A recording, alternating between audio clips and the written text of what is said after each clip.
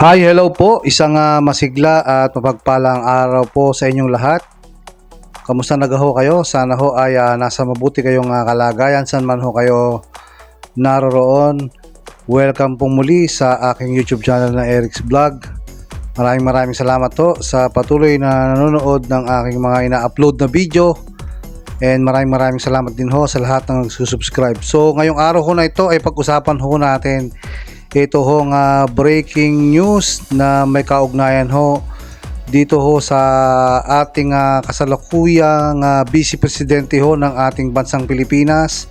Ito hong si Vice President Sara Duterte. So meron hong siyang pinahayag noong isang araw ho, pag hindi ko tayo nagkakamali, noong Pebrero 18 ng taong kasalukuyan ho 2026. So meron ho siyang ipinahayag na isa hong matinding announcement, at ito ho, siya ho ay nagdeklara na tatakbo ho sa pagka-presidente sa halalan ho sa darating na taong 2028. So yan ho ang naging breaking news nung isang araw. So nakaready na ho siya na lumaban sa mataas ho na posisyon ng ating bansang Pilipinas. At ito ho yung sinabi niya: I offer my life, my strength, and my future in the service of our nation. So isa ho ito sa mga ipinahayag niya noong isang araw ho noong Pebrero 18 taong kasalukuyan 2026. Dito nga ho sa kanyang pagdedeklara na siya ho ay nakahandang lumaban ho bilang presidente sa darating ho na taong 2028. At ito pa ho yung mga sinabi niya: ako si Sara Duterte, tatakbo bilang Pangulo ng Pilipinas. Mga kababayan, ibalik natin ang tapang at malasakit para sa Diyos, sa bayan, at para sa bawat pamilyang Pilipino. Ako si Sara Duterte, tatakbo bilang Pangulo ng Pilipinas. So ito ho yung naging pahayag doon ho sa kanyang pag-announce o pagdeklara ng pagtakbo niya ho sa mataas na posisyon sa pagka-presidente ng Pilipinas sa darating daw ho taong 2028. So ngayon ho ay 2026. So matagal-tagal pa ho ang nakataktang araw ng halalan sa darating ho na taong 2028.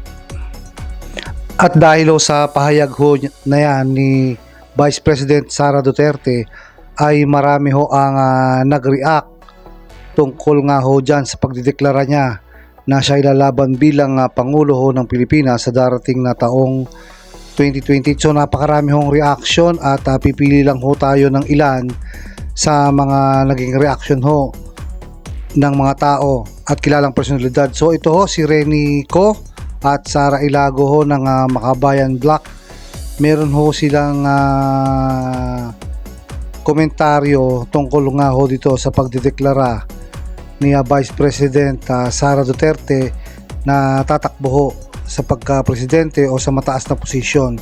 So ayon ho kay Renico at Sara Ilago na representatives ho ng Makabayan Black, ayon ho sa kanila, ito ho nga pagdeklara ho ni Vice President Sara Duterte tungkol nga ho sa kanyang presidential bid ay isa daw hong distraction doon ho sa kasalukuyang impeachment issue na kung saan ho ay involving alleged misuse of confidential funds. So yan ho ang naging pahayag ni Representative Renico at Sara Ilago.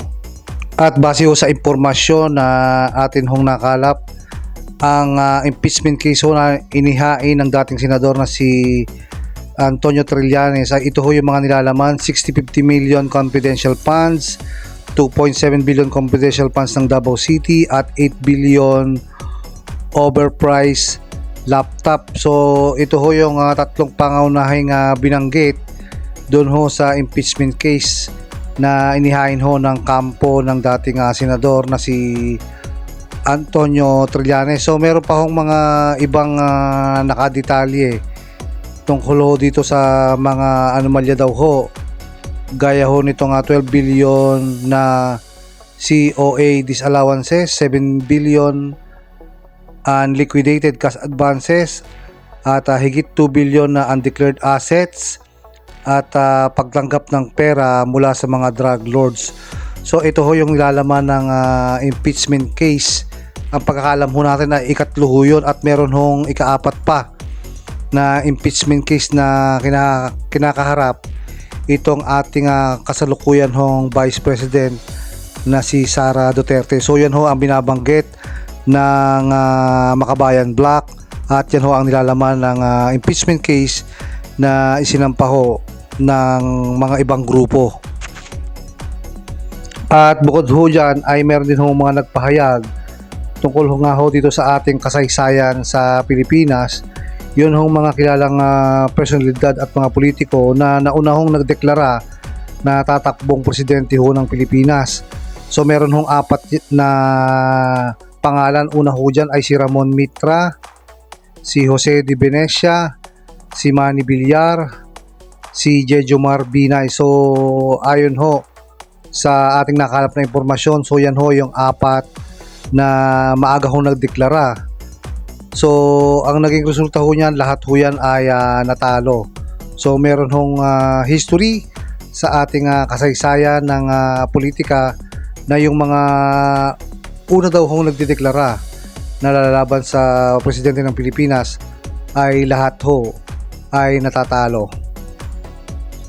So ngayon ho ay February 20, 2026 kung atin hong bibilangin ang araw ho mula bukas hanggang May 7, 2028 bago ho maganap ang presidential election sa darating na May 8, 2028 ay lumalabas ho na 807 days pa ho ang itatakbo bago ho mangyari ang tinatawag na halalan sa May 8, 2028. So napakalayo pa ho. Mantakin nyo, 807 days pa po ang itatakbo. So marami pa hong pagbabago na mangyayari ho bago ho maganap ang presidential election sa 2028, at mauuna muna ho maganap ngayong taon ang reset ho ng Barangay and Sangguniang Kabataan Election 2026 sa darating ho na November 2 ngayon hong taong kasalukuyan 2026. So yan muna ho ang maunang mangyayari sa atin hong halalan. Kaya sa tingin ko ho ay malayo pa ho ang itatakbo, at malayo pa rin ho at marami pang araw ang gugugulin ho ng ating kasalukuyang Vice President Sara Duterte sa ating bansang Pilipinas. So sa aking pananaw ay mas makabubuti muna gampanan niya muna ang kanyang pagiging Vice President sa ating bansa, at tumulong paano ho maresolba ang lahat ng ating mga kinakaharap na suliranin sa ating bansa dahil napakadami ho nating problema sa kasalukuyan. So yan ho, sa aking pananaw ay mas maganda ho na gampanan ho muna ni Vice President Sara Duterte ang kanyang pagiging Vice President ho ng ating bansang Pilipinas. So yan ho ang breaking news tungkol ho dito sa pagdeklara ni Vice President Sara Duterte sa kanya hong pakikipaglaban sa darating ho na year 2028 para ho sa presidential election. So hanggang dito na lang po muna ang ating vlog. Maraming salamat po sa inyong panonood. Kayo po, ano po ang inyong pananaw tungkol nga ho dito sa pagdeklara ng ating Vice President si Sara Duterte na siya po ay tatakbo sa darating na 2028 sa pangpanguluhan na halalan? I-comment nyo lang po below.